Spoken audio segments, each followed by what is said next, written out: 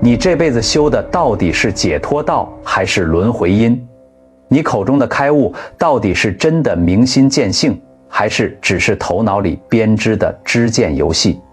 悟与不悟，只要看一眼你的起心动念、言行举止，便一目了然，分毫毕现。这世间最可惜的事，莫过于得人身而闻佛法，却在修行路上走错了方向，把假的当成真的，把邪的当成正的，一辈子在知见里打转。临命终时才发现自己毕生所修根本带自己出不了三界，反而成了轮回的枷锁。楞严经里早有警示，如人以手指月视人，彼人因指，当应看月。若复观指，以为月体，此人岂为王师月轮，一王其指。我们太多修行人把佛经里的文字、祖师讲的公案当成了月亮本身，以为自己懂了几句缘起性空，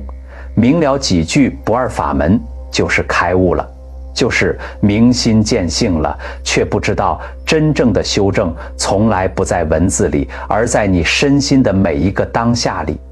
禅宗作为佛法里最直指人心的法门，从释迦牟尼佛灵山会上拈花微笑，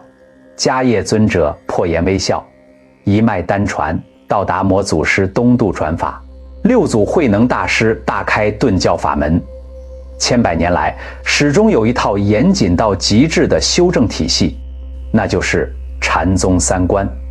这三观不是后人凭空编造的概念，而是一代又一代祖师大德用自己的身心实修一步步证出来的解脱阶梯，是悟与不悟、凡与圣的绝对分野。今天我们所讲的这套三观标准，不是网上众说纷纭、模棱两可的说法，而是依止来果禅师所开示的，门槛极高，严谨到没有任何模糊空间的修正标准。来果禅师是近代禅宗史上极为重要的一位祖师大德，他一生精进，亲身历经了漫长而艰苦的参究过程，最终有所大悟。这套标准能让你从此彻底看清什么是真悟，什么是假悟，什么是真正的解脱，什么是披着佛法外衣的外道修行。这期禅宗三观的内容，我前后耗时数月，反复核对来果禅师开示原著，只为给末法时代的同修传递一套严谨正信的修正标准，让大家在修行路上不踩坑，不被邪见误导。我会把三观每一层境界、每一个表征、每一道门槛完完整整、毫无保留讲透，让你从此不再迷惑，不再走错路。也请你在评论区打出明心见性，同生净土，为自己种下解脱善因，随喜所有同修的精进。今天也不讲故事了，我们直接进入正题。先从第一关说起，明心见性破本参，祖师观也叫入不二法门，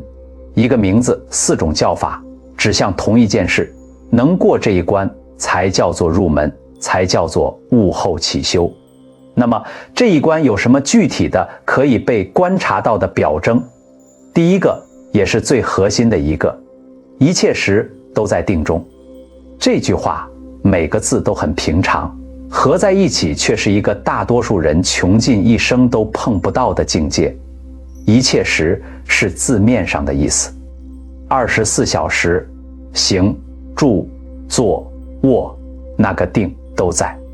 这里要非常清楚地区分一件事儿，这个定和我们一般讲的打坐入定是完全不同的东西。我们一般人打坐，调好姿势，调好呼吸，努力把心静下来，偶尔可以进入一种相对安静的状态，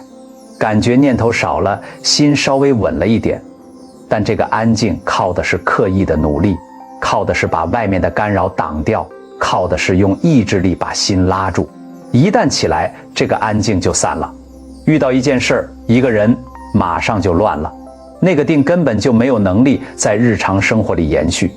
但是过了出关的人，他的定不是靠打坐产生的，也不是靠努力维持的，而是证出来的。这中间有一个根本的差别。我们通常的打坐是在用一个方法让一个本来散乱的心暂时安静下来，但过了出关的人，他直接证到了那个本来就是安静的心，真心本来就是定的，本来就没有动过，动的是妄心，不是真心。当他证到了真心，那个定就成了他生命的底色，成了他存在的基础，一刻都不会离开，因为那就是他的本来面目。这种定不进不出，行住坐卧皆在其中。第二个特征就是再也没有妄想。我们凡夫的一生都在真心和妄心的纠缠里度过，真心被妄心覆盖，就像太阳被乌云遮住，我们看不到自己的本来面目，只能跟着妄念跑，一会儿贪，一会儿嗔，一会儿痴，一辈子都在妄念里造业。而真正证悟了真心的人，真心和妄心从来不会合合，就像光明和黑暗无法共存一样，当太阳升起来的时候，乌云自然就消散了。真心现前的时候，妄念就再也没有了立足之地。这个境界就是全妄即真，你眼前的一切境界全都是真心的显现，再也没有真和妄的分别，再也没有能和所的对立。所以真正过了出关的人，决定是没有烦恼的。外境的一切人事物，顺境也好，逆境也好，诋毁也好，赞叹也好，都再也没有办法影响到他分毫。他的心就像一面明镜，物来则照，物去不留，不会对任何境界产生一丝一毫的执着，不会有一丝一毫的烦恼生起。他念念都在定中，念念都在真心的流露里，但这并不代表他就已经圆满了，他还有无始以来的习气需要除，悟后起修，修的就是这个习气。过了出关的人，就像是已经走进了殿堂的大门，但是还停留在殿堂的角落里，还没有走到堂中，还没有登上主位。所以接下来他必须提起全部的精进力去破第二关，也就是重关。如果说出关是天空中还有几片白云飘着，那重关就是那些云全部散尽，天空变成了一片湛然，没有一片云，没有一丝杂质，纯一真如，无染无杂。这不是还在清净的边上，这就是清净本身。按照菩萨位次来说，重关大约对应八地菩萨的境界。八地菩萨在菩萨道里面是非常高远的层次，已经是一般修行人很难具体想象的高度。重关有几个非常具体的特征，我们来一个一个看。第一，寤寐如一，不做梦。真正过了重关的人，醒着和睡着是完全一样的境界，再也不会做梦。我们凡夫醒着的时候被妄念牵着走，睡着的时候被梦境牵着走，一辈子都在昏沉和散乱里，从来没有真正的清醒过。而到了重关的境界，他的心始终安住于真如本体，醒着的时候是这样，睡着的时候也是这样，再也没有梦与醒的分别，再也没有昏沉和散乱，整个生命都在一片澄明的觉照里。第二，有神通，但这个神通和世间禅的神通有本质的差别。世间禅也可以修出神通，这件事不稀奇，在禅宗史和密宗史上都有大量的记载。定功深了，各种神通自然会出现，但这种神通有一个非常明确的特点，入定才有，出定就没有了。它是在特定的定境里才能运作的能力，是条件性的，是暂时的，依赖着定力的维持。过了重关的祖师大德，他们的神通在禅宗里有一个专门的名称，叫做报通或者本性的通。为什么叫报通？因为这个通不是修出来的，不是在特定状态下才能运作的，而是本性自然的流露，是一切时都在的能力。因为它一切时都在定，没有出定和入定的分别，没有进入和离开，所以它的通也是不间断的，是随时随地都在的。这里要特别提醒一点，有神通不代表就是过了重关，这个误区在修行人里非常普遍，要特别小心。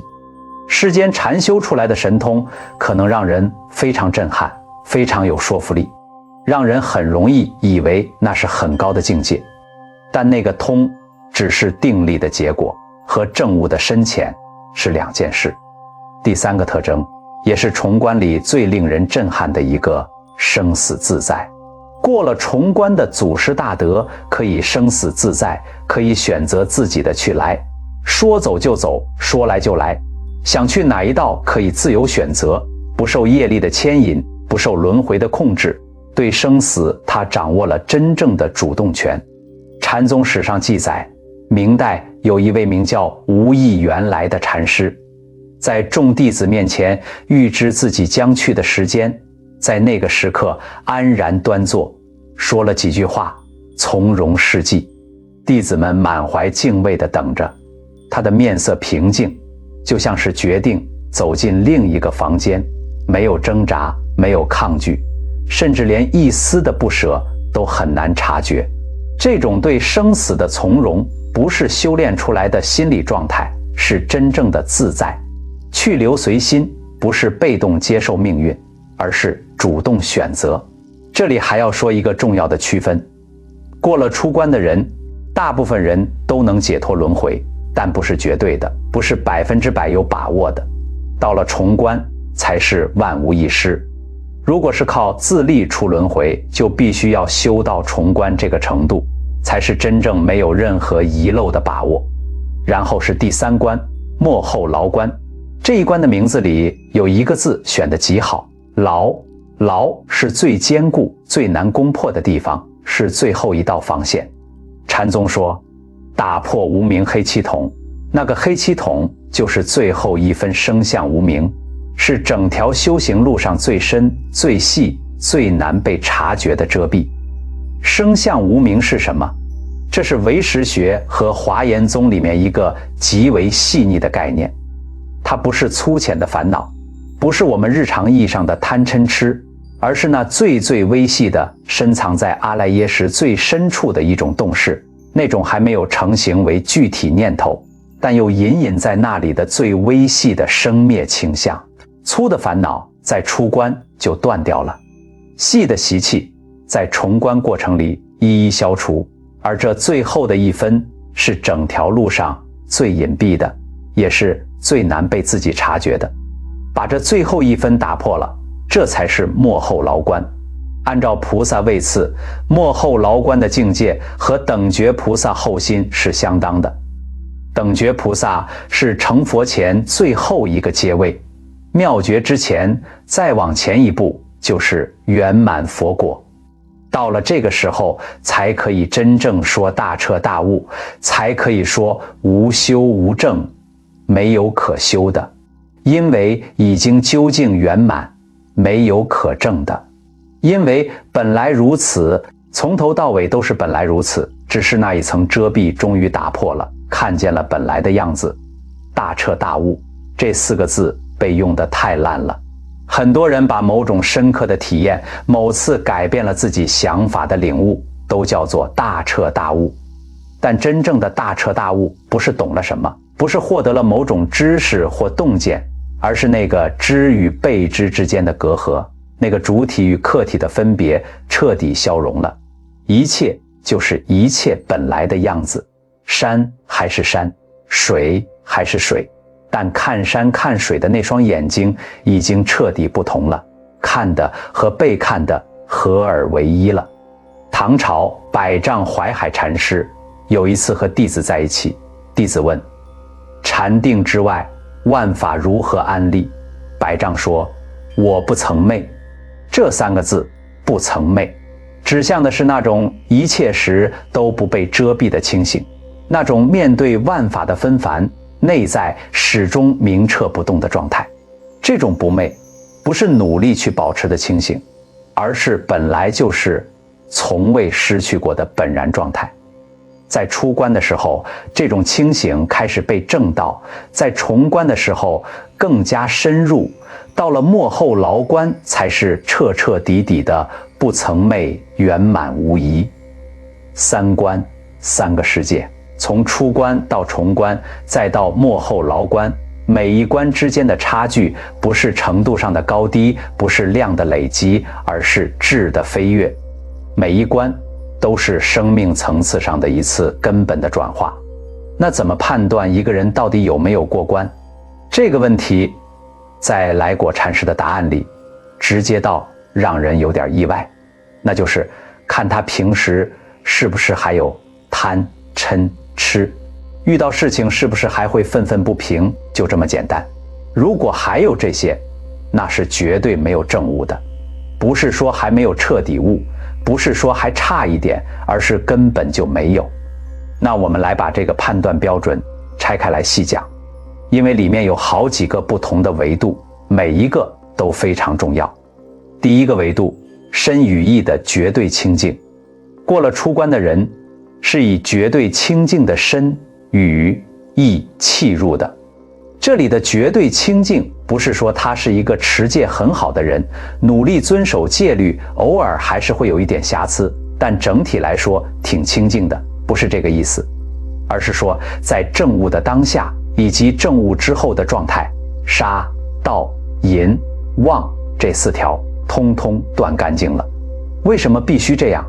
因为杀、盗、淫、妄这些行为的根都在我相上，要得到什么，要保护我的什么，要满足我的什么，这一切都是从有一个我开始的。当真心现前，当那个没有自性的本来面目被证到了，那个我的根断了，建立在我相上面的贪嗔痴以及杀盗淫妄失去了根基，自然就断了。这里有一个非常重要的区分，来果禅师特别指出的，有人持戒不是那么精进，但可以领悟空性，这种情况是存在的，而且那种领悟的感受可以是非常真实非常深刻的，但这种程度的领悟还没有到证悟佛心，进入出关的层次。这两者之间有一条清楚的线，那条线就是身与意是不是真正干净了。如果一个人宣称自己开悟了，但在利益面前还会动心，还会说一些圆滑的谎言，还会在某些情况下表现出嗔恨，那这个开悟是有根本问题的。第二个维度，一切实在定，无一可例外。我们前面讲三观的时候提过这一点，但在判断标准下，它有更具体的意义。这个标准可以用来观察一个人在外境冲击下的真实状态。我举个例子，有人突然对他说了非常难听的话，甚至是伤害性的指控，他的第一反应是什么？有没有哪怕一刹那的惊慌、愤怒、防御性的紧张，或者脸色的变化？如果有，那个定就不是真正的定。真正的定不是靠意志力支撑的，它不会因为外境的冲击而出现裂缝，它不是我努力保持平静，而是那里没有可以被动摇的东西。这两者表现出来的结果可能看起来相似，都是外表平静，但内在完全不同。一个是努力撑着，一个是根本就没有波动过。北宋时期有一位禅师在讲法的时候，突然有弟子跑进来，把他面前的茶盏碰倒在地，茶水四溅，碎片散落。众人屏息，以为禅师会有所反应，但他只是低下头，看了一眼地上的碎片，然后继续讲法，声音、语气、神色没有任何改变，不是压下来的镇定，是根本就没有任何内在的波动，所以外在也就没有任何需要镇定的东西，这才是定。第三个维度，习气与烦恼是两件不同的事，这一点非常微妙，很多人在这里会产生混淆，甚至用来当成为自己的借口。悟后还有习气，所以我有烦恼，只是因为我还有习气，这个逻辑是错的。习气是多生多世积累的行为模式，可能体现在说话的方式，某种下意识的动作，特定情境下的自动反应。但习气和烦恼之间有一个根本的区别，烦恼是有执取的，是有自我感在里面的，是那个我在受苦，在渴求，在抗拒。习气只是一种惯性，不带执着，不带自我。一个过了出关的人，可能还会有某些说话的习惯，可能在某些情境下有一些自动化的反应，但他清楚地知道那是习气，而且那个习气不会捆绑他，不会让他陷进去，只是还没有完全脱落的一件旧衣服。所以当我们在观察一个人有没有过关，要能够区分他表现出来的某个不完美是习气还是烦恼，是那件还没脱掉的旧衣，还是被情绪和执着真正绑住了。有习气不代表没过关，有烦恼一定是没过关。第四个维度，他说出来的法有没有偏向任何一边，这个判断标准需要一定的文思基础才能运用，但它是非常关键的一把尺。过了出关的人进入了不二法门，这意味着什么？不二是超越了一切对立的，不住空，不住有，不住非空非有，不住亦空亦有，也不住那个不住本身。这种彻底的不落两边，不是说他打太极两边都不说，而是他真的站在那个超越对立的地方，从那个地方说话。所以当你听一个宣称自己证悟的人说法，可以注意一点，他说的话有没有某种偏执，有没有特别强调一切都是空的，把有的这一面彻底否定掉，或者反过来只讲因果，只讲善恶，从来没有那种超越的气息，始终在相对的层次里打转，两边都直，或者直一边，是没有进入不二法门的表现。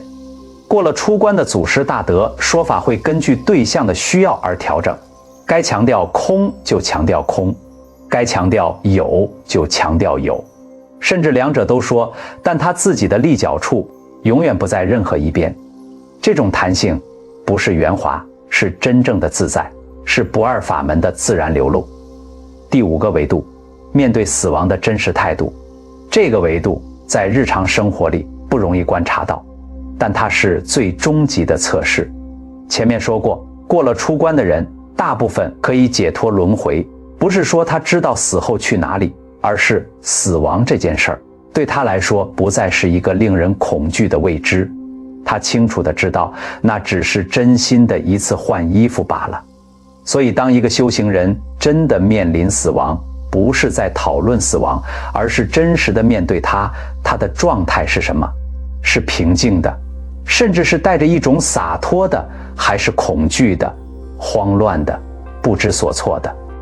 死亡那一刻是最诚实的，也是最终极的测试。这6个维度综合在一起，就是来果禅师那把尺。它不是玄虚的，不是只有佛教学者才能理解的，而是可以在真实生命里被观察、被感受、被检验的。有没有悟，真的一看便知。现在我们来谈一个很多修行人心里有，但不太敢问出口的问题：空性到底是什么？为什么有人修了几十年，感觉自己对空性有很深的领悟，但来果禅师的标准说他还没过关？来果禅师非常清楚地说过，空性是分很多种的，成千上万种空都有。这句话第一次听到可能会觉得有些奇怪，空性不就是一个东西吗？怎么会有那么多种？要理解这一点，需要从2个层次来看，一个是体验的层次，一个是见地的层次。先说体验，修无想定的人通过极深的禅定功夫，把一切念头、一切外境的干扰全部摒除，让心进入一种极度寂静的状态。这种状态非常安静，非常深，甚至会有一种万法皆空，一切都不存在了的感受。这种空非常真实，非常深刻，很有说服力，但实际上它是用定力制造出来的，它是条件性的，是暂时的，是在特定的定境里才存在的。当定力散了，那个空也就不在了。更根本的问题是，靠修无想定，命终之后会去哪里？是无想天。无想天的寿命有500大劫，但过后还是要下堕，还是在3界里，外道也讲空。外道在佛教的语境里不是骂人的词，是指在佛法之外的修行体系和哲学流派。很多外道，包括印度古代的许多思想流派，也讲空、讲无、讲超越自我。这些思想里有其真实的价值，不是没有意义的。但关键在于，他们的空是建立在某种哲学见解上的，是靠理性推演出来的，或者是某种靠特殊修炼产生的神秘体验带来的感受。这种空有一个根本的问题，那个明白一切皆空的我还在，那个我不仅还在，而且可能还会去直取我已经领悟了空性，我很了不起这件事儿，直取我的修行境界很高。你看，用这种方式是永远走不出这个圈子的。然后是四空天的问题，这是很多修行人最容易踩进去的陷阱，也是最难从外面看出来的陷阱。四空天，空无边处天，实无边处天，无所有处天，非想非非想处天。这四个天是无色界的全部层次，是三界中最高的境界。以非想非非想处天来说，寿命是8万大劫，那种存在的境界已经超出了我们一般人的想象范围。但这四个天仍然在三界之内，仍然出不了轮回。为什么？因为去到四空天是靠修深细的禅定到达那里的，是靠定力的高度支撑着的。定力就像是一张长期房租，你定力强就住得久，但这份租约终究有到期的一天。当定力耗尽，再高的天也照样要堕落下来。这和真正的解脱有根本的差别。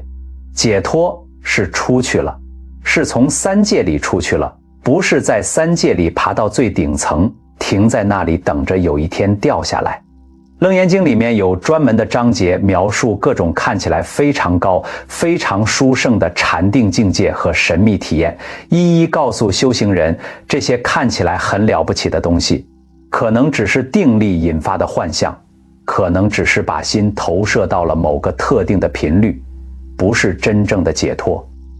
那一段被称为50种阴魔，警告的深意就在这里。那么第一义谛大空是什么？第一义谛大空只有一种。来果禅师说，成千上万种空都有，但第一义谛大空只有一种。这种空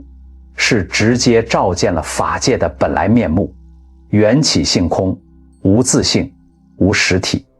而且照见了这个，并不会让人落在一切都是虚无的空洞里，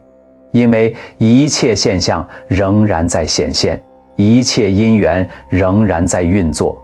只是你清楚地看见了这些显现是如何显现的。它们没有你以为的那种坚实性，没有你以为的那种独立自存性。用一个浅显的比喻，你看一朵花，平常的状态下，你以为那朵花是一个独立的东西，它就是那朵花本来的样子，有它自己的颜色、形状、香气，好像这一切都是它自己有的，是属于它的，是固有的。但当你证到了第一义谛大空，你还是看着那朵花，花还是在那里，颜色还是那个颜色，香气还是那个香气，但你看见的是这一切是无数因缘和合才能显现的，任何一个部分都不是花本来就有的。颜色依赖光线，形状依赖水分和养分，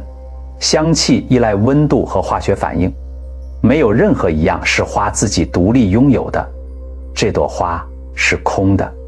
但它在那里，精确的、美好的在那里。这种空而不无，这种空有不二，就是第一义谛的大空。它不是什么都没有，也不是一切都是幻觉，而是一切如实的在，但没有你以为的那种坚实。为什么知见如此重要？因为知见决定了你修行的路径，决定了你努力的方向，也最终决定了你走向哪里。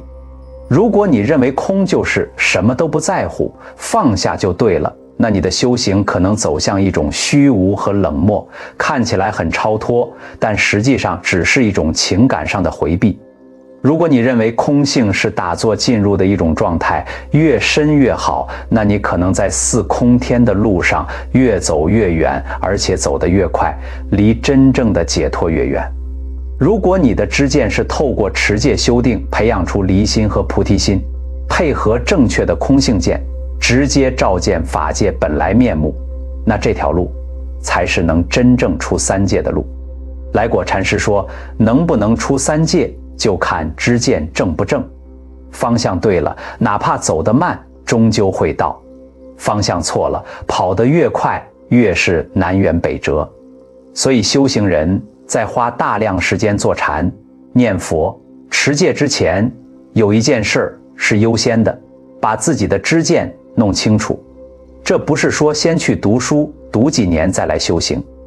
而是在整个修行过程中，不断地回来检视，我现在的方向是对的吗？我努力的这件事是朝着出三界去的吗？还是在三界里越走越深了？这三关的标准，我们一关一关看下来是极高的。出关的标准已经不是一般人轻易能够达到的，重关更是凤毛麟角。末后牢关能够到达的，在整个汉传佛教史上都没有很多。那现代的修行人该怎么办？从宋朝开始，永明延寿大师就已经开始大力提倡禅净双修了。他有一首非常著名的偈子：有禅有净土，犹如带脚虎，现世为人师，来生做佛祖。这首偈子背后的智慧是什么？有禅是有禅的功夫，有真正的定和空性的理解，最好是有明心见性的基础。有净土是同时发愿求生阿弥陀佛的极乐世界，依靠佛力的接引。当这两者结合在一起，就像老虎本来已经是百兽之王，再加上了脚，力量倍增，无可阻挡。为什么单靠自力参禅在这个时代这么难？来果禅师本人，他的修行过程是漫长到令人震撼的，多少年的参究，多少次以为快了又跌回来，多少次几乎绝望又重新提起。对于现代的大多数修行人来说，生活环境、心理状态、修行条件和古代专心参禅的祖师大德相比，差距是现实存在的。净土法门提供了一条他力的路，不是说放弃自力，不是说偷懒不修，而是在自力的基础上加上了阿弥陀佛愿力的托举。这里有一个非常重要的连结，正得念佛三昧上品上升极乐世界的，必定是已经明心见性的人，两者的境界是相通的。禅和净土不是两条对立的路，是同一条路的两条腿，各有其不可缺少的角色。有禅的功夫，净土的修行就有了最扎实的基础；有净土的发愿，禅的修行就有了最有力的保障。对于现在走在修行路上的人，有几个非常实际的建议。首先，把正知见放在第一位，在花大量时间和精力在任何法门上之前，先把自己对三界、轮回、解脱、净土法门的根本理解弄清楚。这些不只是佛学知识，是修行的指路灯。第二，持戒要认真对待，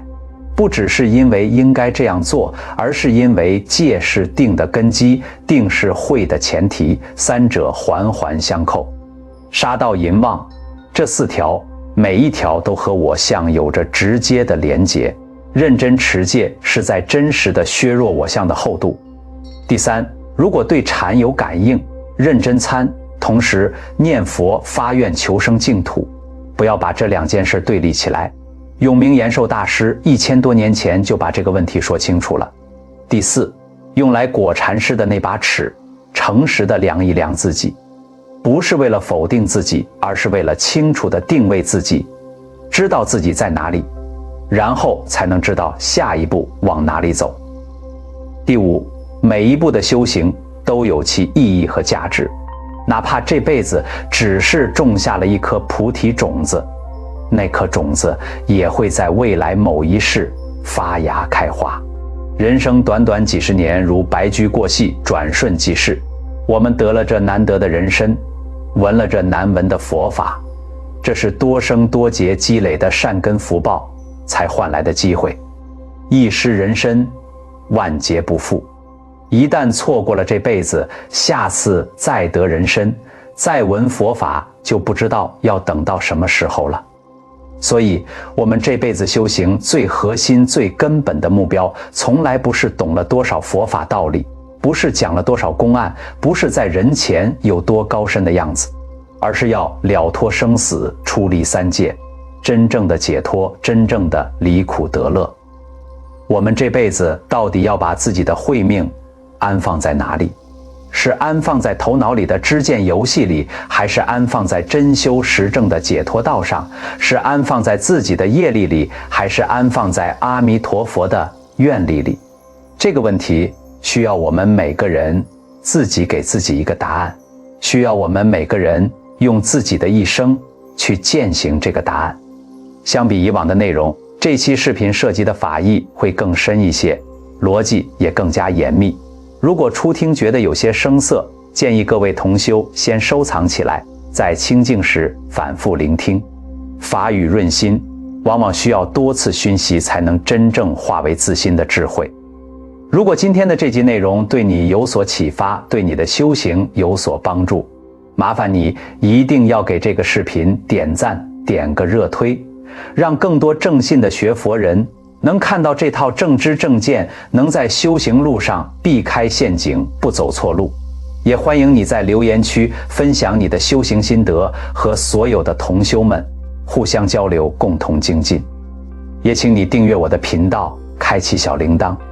后续我们会持续输出更多正信贴合实修的佛学内容，陪你一起在这条解脱的路上稳步前行。最后，愿所有同修都能明心见性，破尽三关，都能信愿念佛，同生极乐，同证无上菩提。